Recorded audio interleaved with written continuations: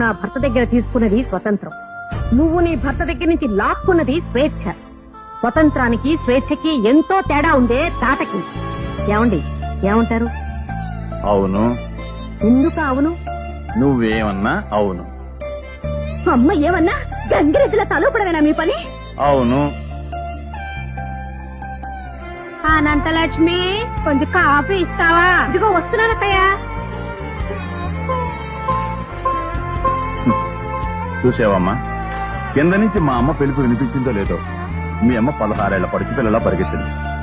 ఆ ప్రేమకి అభిమానానికి, ఆ మర్యాదకి మన్ననకి, ఆ వినయానికి విచక్షణకి మీ నాన్న ఎప్పుడు గంగిరెద్దేనమ్మా. నేనే కాదు, మీ అమ్మలాంటి భార్య దొరికితే కొమ్ములు తిరిగిన మగాడైనా గంగిరెద్దుగా మారిపోతాడు.